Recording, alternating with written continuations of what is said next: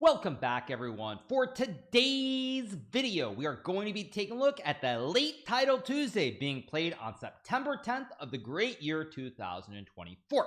Now in this event, I as usual was competing, and the first game we're going to be taking a look at is the very tense 10th round encounter between myself and the 5-time world champion Magnus Carlsen.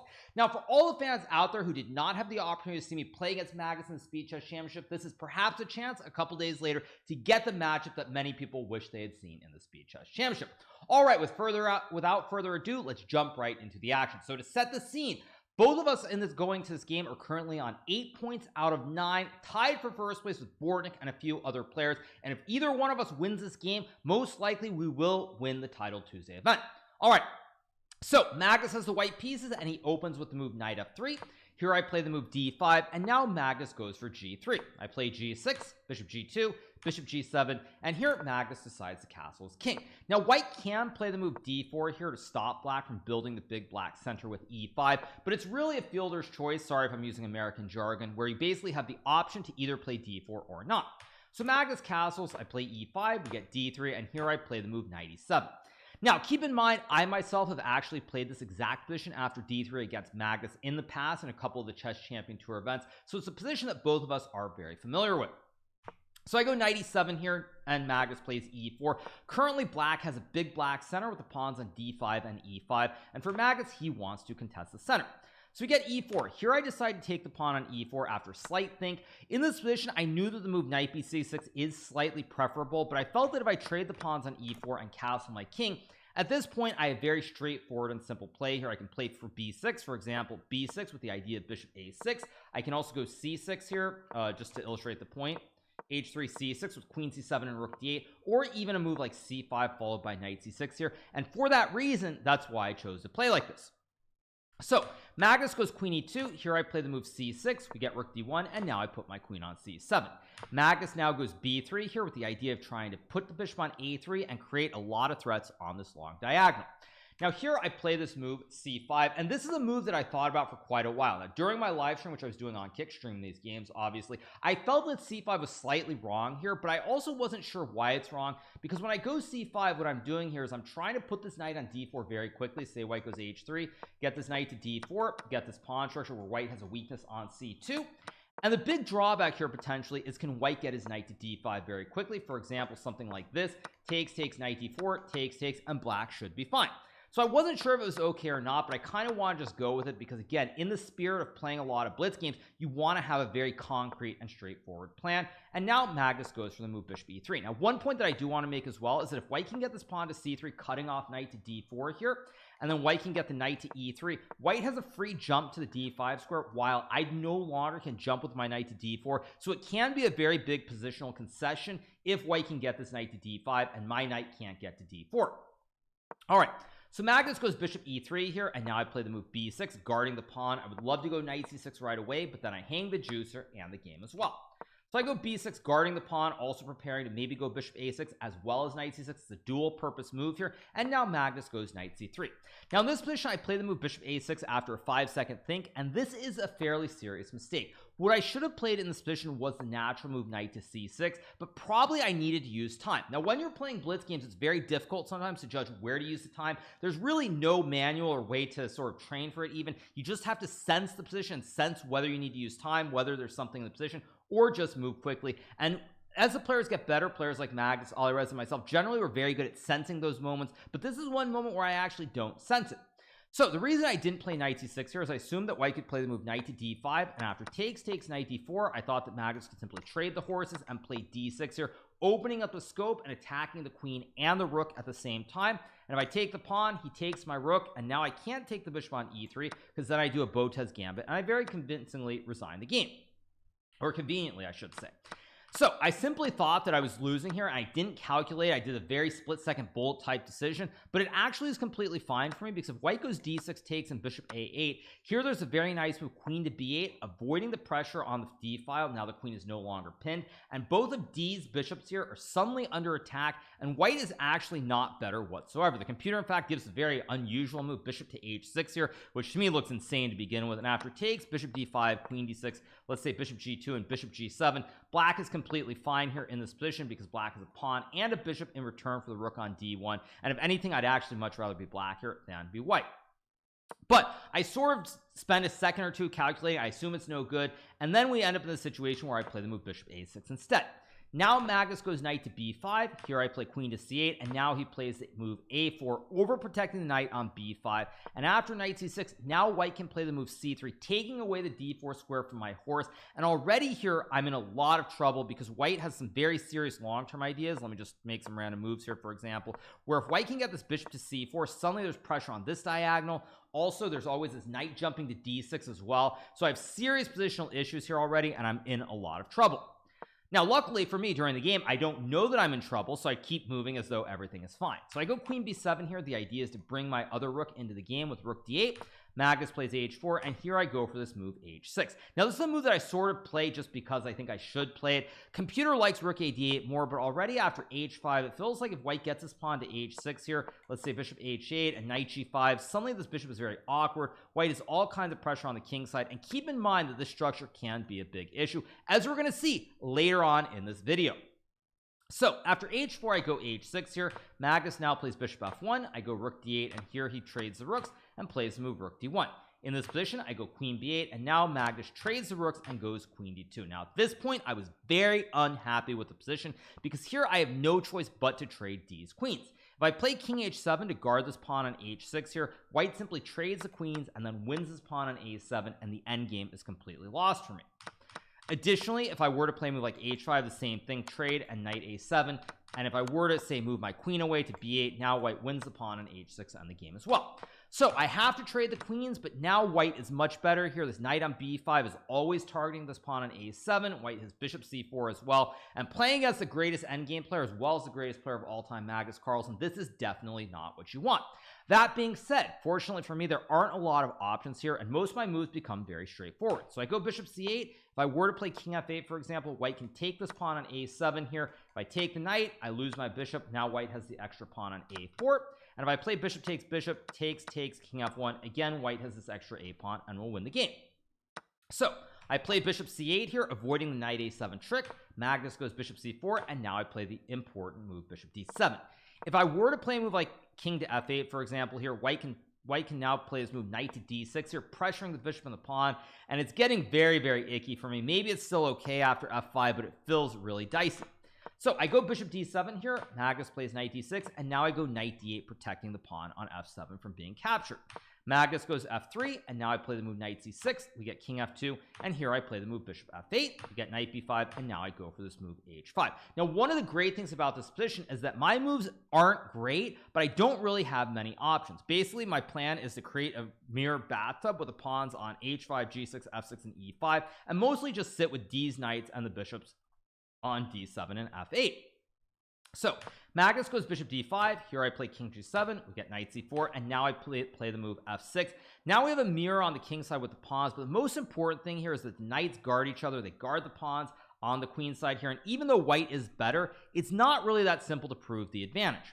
So we get king e2. I go bishop e7, king d3, I go g5 here, and now Magnus plays the move bishop f2. Now in this position, I make a huge error with this move king to g6, and this is simply a mistake. I play this move very quickly, trying to avoid getting too low on time. As you can tell, we're both starting to approach the all inevitable time scramble. Magnus up 5 seconds here, 28 to 26, so I'm trying to keep the pace without making any blunders.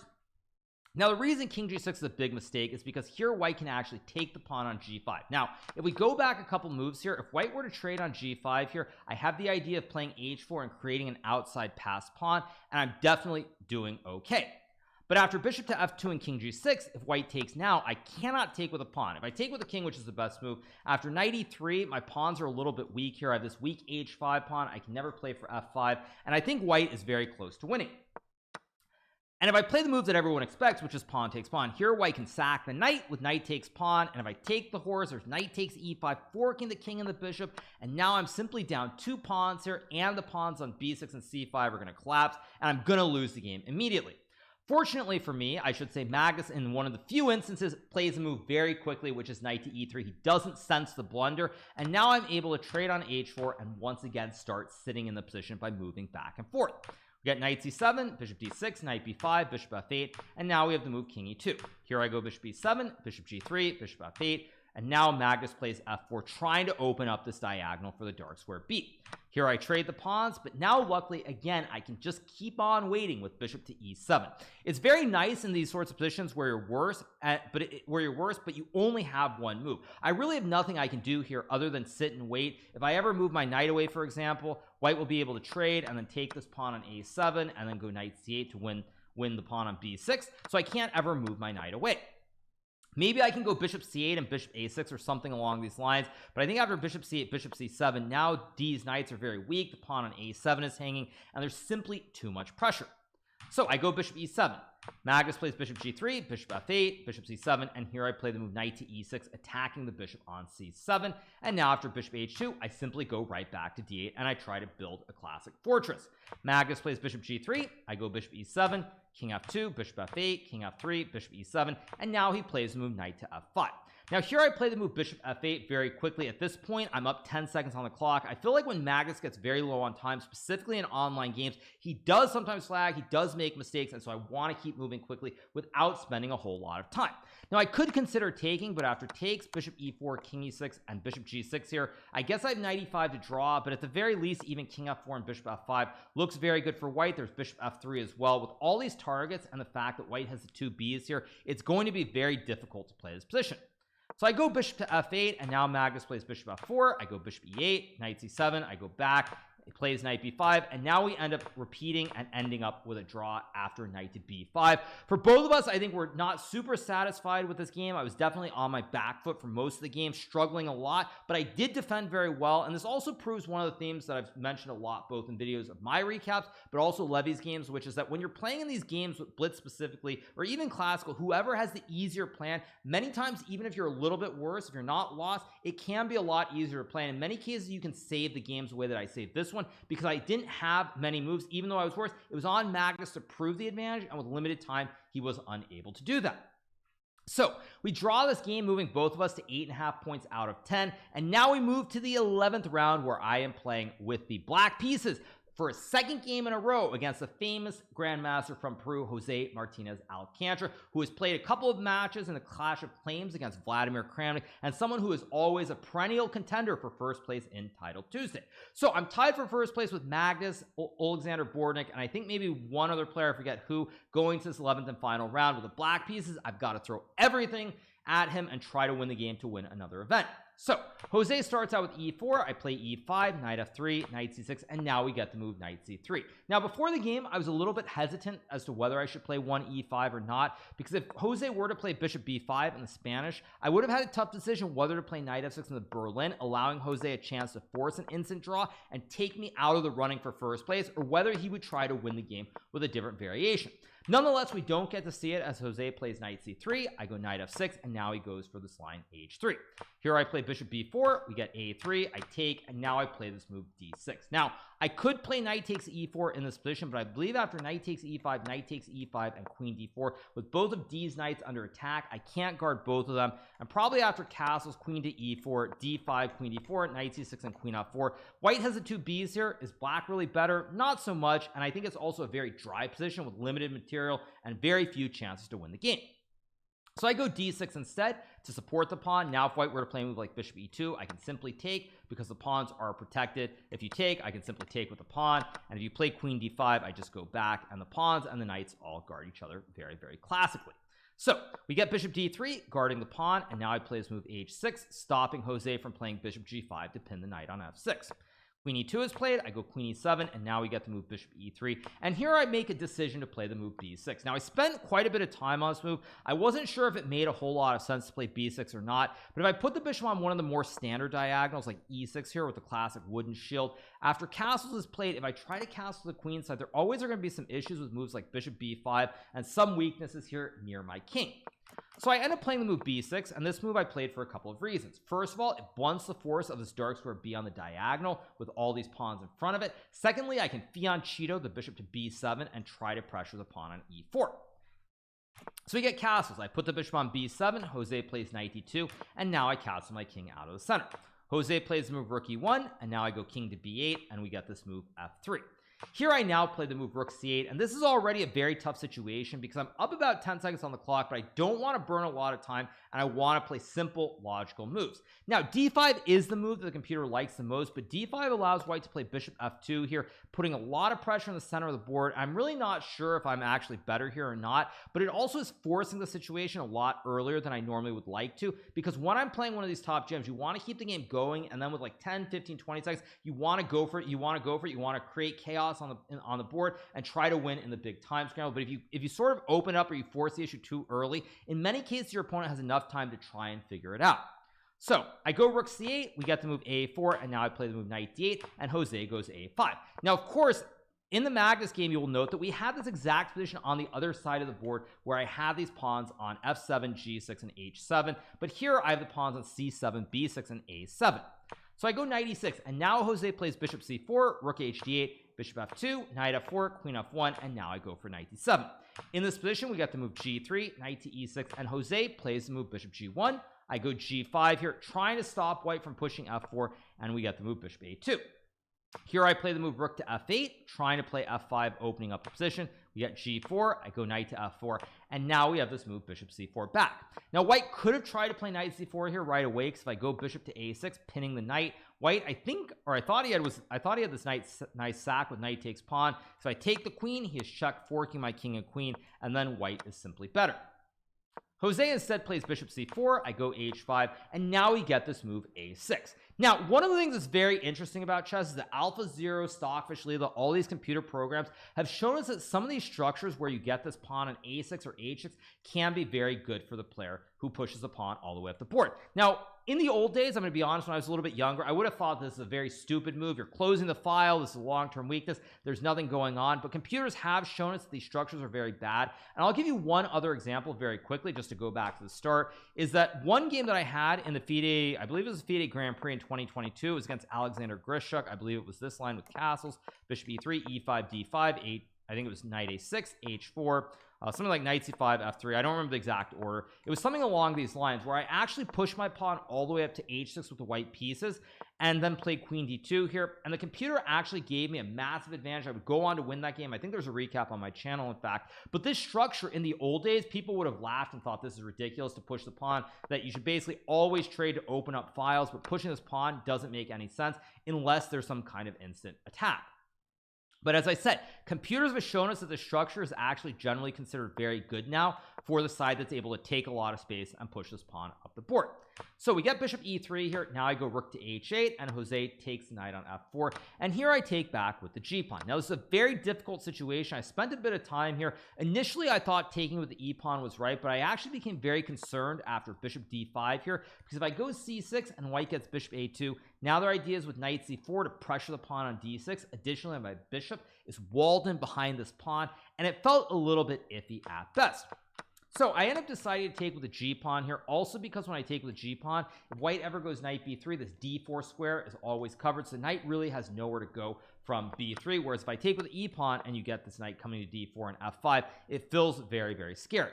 So I take with a g-pawn. Jose plays knight b3. Now I go rook c to d8. We get king b1, and here I play the move h4 after quite a bit of a think. Now h4 is not a move that I wanted to play, but I actually thought if I were to trade the pawns here in the long run with my queen side weaknesses here, and the fact that white can eventually try to contest the h file, I thought it was kind of scary to play like this. So I figured, why not go h4 here, closing the king side? And even if it doesn't make a whole lot of sense initially, the point is white has no attack. I'm very, very solid here on the queen side. There's no major attack at the moment, and if I can just go c6 and d5 down the road, I should have chances to win the game. So you get bishop d5, I play c6, bishop c4, and now I go for knight f6. Jose plays bishop d3, and now I play knight to h7, trying to put my knight on g5 here to pressure the pawns on f3 and h3 at the same time. We get queen f2, knight g5, and now Jose plays the move bishop f1. Now you might be thinking I should be really worried because I've got this very bad bishop on a8 behind the pawn wall, but the thing that I realize even at this point in the game is that I can always play for d5 or go c5 and activate my bishop down the road. And so the bishop, even though it looks very bad temporarily on a8, it's actually not that bad. Now here the computer actually likes to move d5, building a big black center. I'm not actually sure why I didn't play it, but I think the main reason is I thought it was a little bit premature to try and explode the position and build a big black center, and I wanted to keep the game a little bit more closed until we get low on time, because as I said before, one of my biggest strengths is playing very well in the massive time scrambles. So here I go c5, we get the move knight d2, and now I play the move bishop c6, and Jose goes knight c4. Now the computer is screaming for white to play c4, but this is a very committal move here, because after knight to e6, I'm going to play knight c7 and gobble this pawn on a6, and apparently after b3, knight c7, king b2 takes, I guess knight b1 and knight c7 and knight c3, white isn't actually that much worse, because the king side is closed, which means that this h4 pawn is a permanent weakness. My extra pawn on the d file is not really all that special, just to illustrate the point. If white can stack the towers here, I have two weaknesses here, can't really play on the queen side that much, and for that reason white should be relatively okay. Instead, Jose goes knight c4. Now I play king c7, knight a3, and at this point I finally decide to go king b8, queen g2, and the move d5. Now the computer is screaming for d5 every move here, but I finally decide to go for it, and the main reason at this point is I see no way to improve my position any further, and if white gets c4 here or bishop c4, it feels very scary. Like if white gets this move in, the queen guards both the pawns. Now the bishop can come to d5, just to illustrate the point. You have something like rook d2, rook d1, knight's jumping to c4, b5, and it looks very, very bad for black. So I finally decide to go d5 here, trying to open up the diagonal and go for glory. Jose trades the pawns on d5, and now here he plays the move queen to f2, and this is a very sneaky move by Jose, because it's not a move that I was actually considering, and it's very tricky here, because what you think on first glance is, well, knight f3, but if knight to f3, white has the great move bishop to g2, sacking the rook, and after knight e1 and bishop takes d5, suddenly my knight has no squares available. It's simply trapped here, and with the queenside weaknesses here, I'm probably going to lose the game.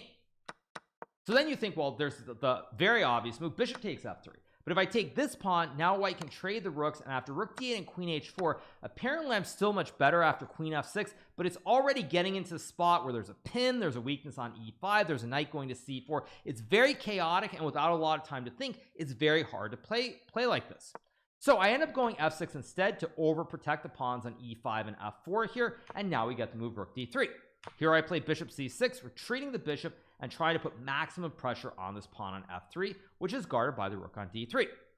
Jose goes rook d1, and now I play this move king c7 after a 20-second thing, and this is a very tough spot, because the move that I wanted to play was bishop takes f3. If white were to take with the rook, you lose the rook on d1 and the game, but after takes, and queen h4 here, I saw queen d1, king a2 takes, and after queen to h8, king c7. First of all, white has queen g7 here. White also has c4 with knight b5. There's also queen takes f6, and as you can tell from the valuation bar, it's very, very unclear what's going on here. My king is very weak. There's queen e7, queen e5. My pieces aren't really doing a whole lot here. They're kind of discombobulated a little bit, and so I really wasn't sure what to do, which is why I spent 20 seconds before making the decision to play king c7. Jose plays c4 here, and now I play knight takes f3 in this position, because now my king is on c7 guarding the rooks here, and now I'm not super worried about any of the tactics. So Jose plays move knight to b5 check, which is a mistake, and now I'm able to take the knight. Of course, at this point we're in the scramble here with so few options for white. It's not shocking that Jose finally blunders with this move. Computer says after bishop g2, rook d3, e4, white can sack the rook with bishop takes knight, and if I take on d3, there's takes, and now after takes and queen f3, king d7, queen d3, king e8, and knight b5, the pawn on a6 pays huge dividends here, as white is always pressuring the pawn on a7. I have a weak king, the knight is jumping every which way, and it's very, very hard to play, and computer already says it's zeros at this point. So instead, Jose plays knight b5. I take. I suspect what Jose missed here, by the way, is I think he initially probably thought he could take, with the idea that if I take on c4, there's queen b7 with the checkmate, but I simply go bishop c6 back, and after queen f2, I can simply play f3 followed by e4, e3. I start pushing p up the board, and I win the game. So Jose takes. Now I play the move knight to g5 back. We get rook to d5. I trade, and here I go for the move rook d8. Jose trades the rooks, and now he goes king a2. If he were to capture the pawn with so few pieces on the board after check, king a2 and queen f1, queen h8 here, I can simply play queen takes b5. If he checks, I can go back, takes, queen e6, forcing a trade of the queens and winning the game. And if white plays queen f6 here, just to illustrate it, at this point I can simply take, king b1, I can go check here, and now even knight to e6 is good enough, because white no longer has anything on the board except the lone queen. So Jose goes king a2 here, and now I play the move queen to d5. This is actually a slight mistake here. What I should have played was move queen to d1, but I actually panicked because I saw that he could play bishop d3, and now if I try to push p with e4, I hang the pawn on f4 to the check, I move my king, and after bishop takes e4, white is going to win the game. And the computer apparently says after c4 takes queen d4 I'm winning, but seeing this pawn sack c4 to go queen d4, forcing let's say queen f1 and f3, I frankly think is borderline impossible, and so I play a little bit more logical move with queen d5. Jose goes b3, and now I play the move f3, and this move isn't the end of the world, but I do think once again queen d1 would have been slightly better, even queen to f3, but I play f3. Now Jose plays queen takes h4, and it's already starting to get very, very tricky here because now there's queen h8, queen a8, and I can't easily push these pawns up the board and win the game.